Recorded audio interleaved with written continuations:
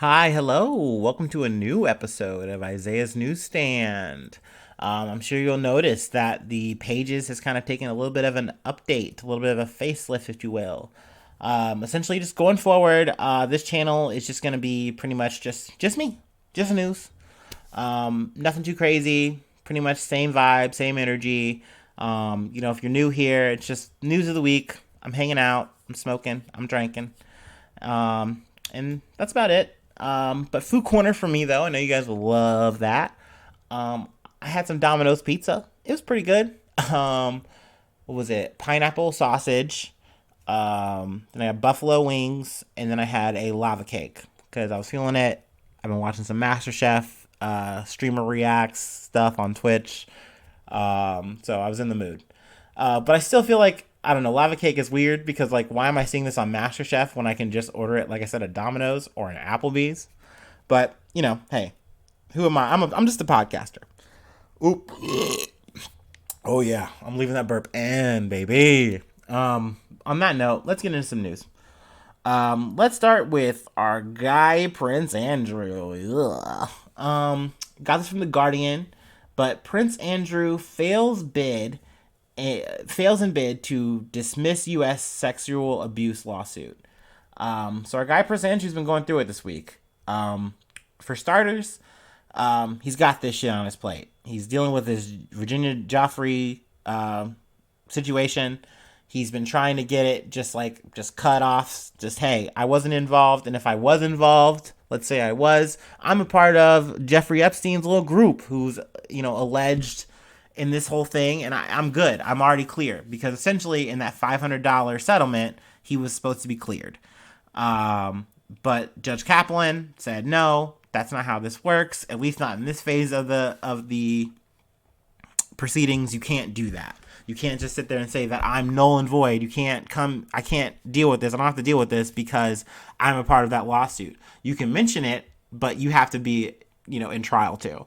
So that's not working for him. Womp womp. Oh, wah, wah. Looks like you're going to have to actually deal with your problems. So Sweaty Andy is sadly going to have to deal with it. And on top of dealing with it, the royal family has pretty much disavowed him. Royally, militarily, he lost all his titles. Now, I thought initially that was going to be his prince title as well, but I guess he does still keep that because he did come from Queen Mary's vagina. That's just a fact. So, I guess that's just how that works over there. But he's still the prince, but he can't hold any of the military ranks that he was holding up until now, which is gross, or any of the other royal titles that he had, like Duke of York, I imagine. So he's just Prince Andrew. Obviously, correct me on that if I'm wrong, if you know. But yeah, I mean, roosters are coming home. I wasn't sure in terms of the Ghislaine Maxwell situation whether or not that was going to be the big end, or were we going to have some more offshoots, more things to deal with, more things coming to light? Because I do think that this is like the closest that we are going to get to a quote unquote Illuminati. Just rich people just doing what they want, which is sadly trafficking minors, which is gross as shit. But essentially, they're just thinking that they could get away with it, and they couldn't. At least some of these people are at least caught in a vacuum. Now, there is a chance that Prince Andrew might offer a settlement. There's also a chance that Virginia says no and goes to trial. There are still a few things, potentially that could happen before a potential trial, and then in a trial, we'll see how that goes. Of course, we will keep you posted here. Also have an update on the Novak Djokovic situation. For Novak, essentially things went from good and then back to bad. The good part was he did win his initial appeal on his visa getting canceled, and so he was allowed to play. He was greenlit. He was like, yeah, good, yeah. I don't have a good Serbian accent, I'm sorry. But things then took a turn a few days later, where he was then had his visa denied by the prime minister. So let's see. Alex Hawk, yes. Today I exercise my power, and this pause is pregnant, to cancel the visa held by Mr. Novak Djokovic on health and good order grounds, on the basis that it was in public interest to do so. So essentially, he can just drop this bomb anytime he wants, and it's like the gladiator, like Walking Phoenix, like thumbs down, like, and it's just like, yeah, dude, you're not staying, you gotta go. On those grounds, health and good order, you're just null and void. And I mean, me personally, I get it, I'm with it. You can see in the political background that it's like, hey, you did leave this hole for him to get into the country with this medical exemption thing. So he's here now. But politically, you guys have had lockdowns. You guys have been telling people to get vaccinated. And here comes this guy just waltzing in and getting able to play in Melbourne. Like, it's not a good look. I do understand, though, the frustration where it's like there was a wait, where it's like, why wasn't this immediate? The president himself and also like some Serbians are definitely upset. And they also are saying that they stand by Novak, as well as some anti-vaxxers. They are hashtagging it, So, I mean, it's just one of those things where there's definitely camps of people that are like, hey, he should be allowed to play. This is unfair. It's not right. And then there's other people who are like, hey, I understand what the rules are in terms of a country's like laws on vaccination, and you either respect that or you can't be here. But definitely, I would say there's definitely some onus on, Australia in terms of just having that state discrepancy of, hey, if you have this medical exemption, you're okay. But then as a country saying, like, if you aren't vaccinated, you cannot get in. Like, So, yeah, currently Novak is going to appeal. We'll see how that goes. I think he should be getting actually in and sitting down about it around Sunday or something like that, like Sunday morning. So if I do get an update before then I would definitely put it in the next episode. Speaking of updates, I got two more. Well, it's like one and a half more. But in Kazakhstan, things have kind of started quieting down. Got this from ABC News. Kazakhstan's raises death toll to 225 in days of protest. So that is a big update from what I got from the last week's episode. I think I said like 26, and I think there was like 11 or 12 cops, like police. I think the number for the police went up to 19, and as you'll often see, the number for the civilians and people hurt protesting raised dramatically. So it was 225. So really sad to hear that. But essentially, President Kasim Jomart Tokayev, he has worded it as there was a coup. There was an attempted coup on him, and that was the reason for these things. And he was attacked, but he survived and everything, and the country is going back to normal, back to order. The Russian-led security forces that came in are going back now. This has been going back, I think, throughout the week. So, I mean, just a crazy situation. On the other side of the fence, though, the protesters, civilians, they're saying, hey, this wasn't a coup. There might have been small pockets of people involved, but overall, these are people in the streets upset, angry over the price of gasoline.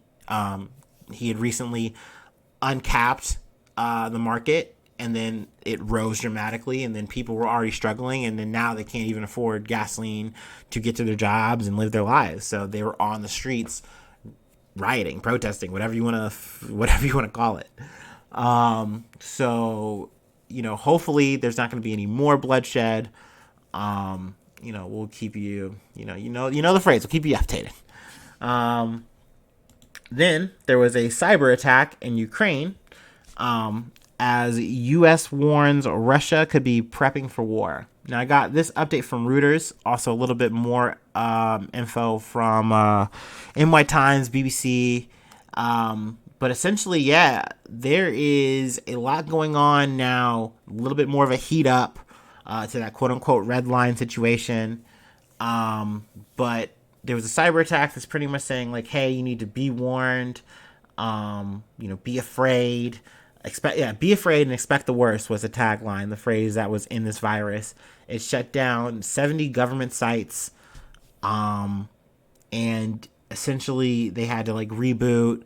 They didn't lose all their information. At least is what they're saying. They didn't lose all their information, but it did shut them down. This also isn't a new thing. There's been a lot of alleged Russian attacks in Ukraine land. Essentially, though, it's not something that they can like easily attribute. So it's like it kind of is like a known unknown type of thing. If you watch the Boondocks, you know exactly what I'm talking about. But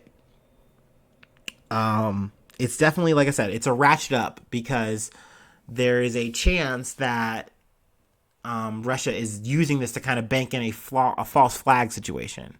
But also just in general, the whole border situation is seasonal dependent because there is a frozen land bridge that happens across wintertime, and it'll be able to be crossable with the equipment that they've left and kind of had prepped here for the time being during this phase. So it's like they only have until springtime when it starts to thaw to really make this happen if they are going to invade. So right now, it really does kind of look like Russia's playing hardball on purpose. Essentially they want NATO, they want the US to back off. They want no military involvement. They want no, like, any kind of interaction. And they definitely don't want Ukraine to be inducted into NATO. So the U.S. response is kind of like red, okay, cool, but no. If you do that kind of stuff, if you do invade, then we're just going to impose not military sanctions, but economic sanctions. So, essentially just trying to hit him where it hurts, because, obviously it's not just the U.S. involved here, it's also the EU itself. So, they're all kind of involved. But, there's definitely a chance that doesn't even fully phase Russia in that kind of way, because they have ties to, obviously, other countries, like China and things like that. So, it's a very complicated, murky situation, and Ukraine's in the middle, and they definitely want to make sure that they're being heard, and their voices are, being put on the table as well, because that's what this is about. Russia's like, you're a part of us. Obviously this goes back to Soviet era times, but it's like, you're our people are in your country, we're the same.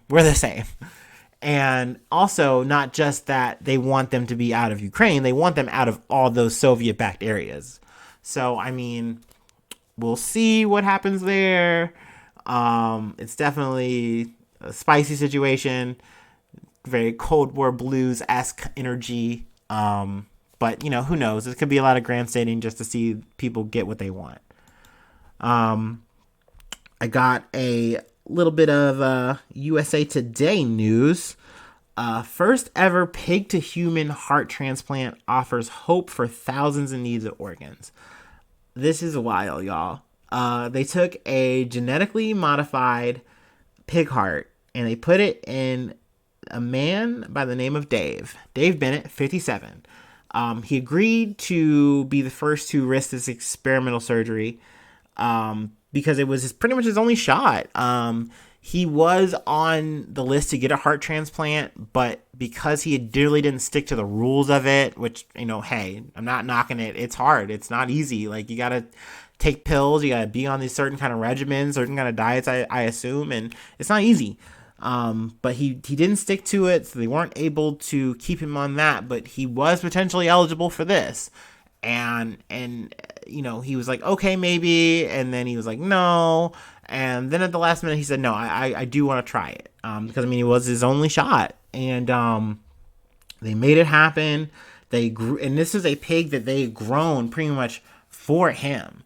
And, that's so crazy to think about. That it was like, hey, like, we're making this big old little piggy wiggy. He was 240 pounds. And actually, they don't say the gender. I don't know. I may be misgendering the pig. But essentially, they harvested the heart and they put the heart in. And now the doctors say they would like to put in a human heart into Dave. But it's kind of a choice between him, and they're going to see how things go. Obviously, this is groundbreaking shit. So, time's going to tell to see how long this is going to, hold, if there's going to be any issues. But essentially, it's taken to him, and it hasn't rejected, which was part of the gene altering and stuff like that to make it work. And I mean, naturally, there are people who are like animal rights people are not stoked about this. They're very like, oh, that's not good. But then naturally, I mean, just in the medical field and stuff like that, I mean, this is a big breakthrough. I mean, essentially, in this scenario, you could have pigs and farm animals, you could grow them, have a farm for them. And instead of like being on a waiting list for just that, which is already hard, it requires a lot of transport potentially in certain situations where heart becomes available. You just have this farm here. You get the heart, you get it there, you get it in, and it's done. So I mean, it's pretty cool breakthrough. It's pretty wild. So I wanted to talk about it.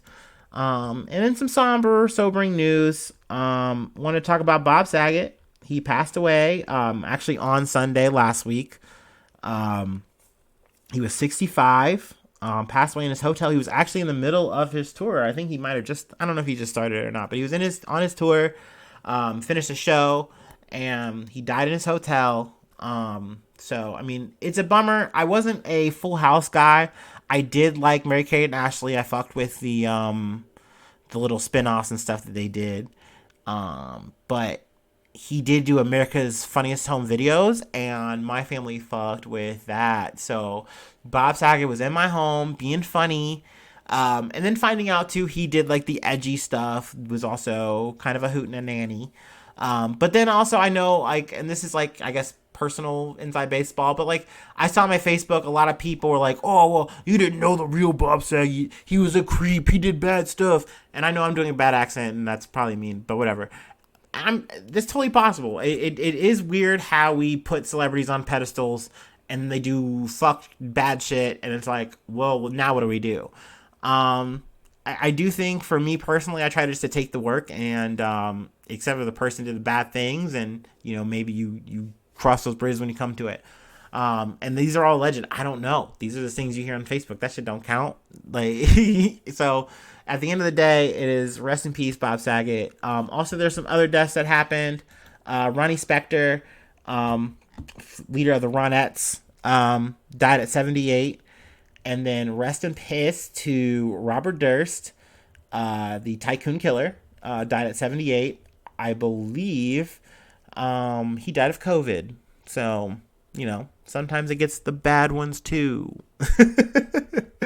But as well as the rebrand, that's the end of the episode. I'm gonna hit the.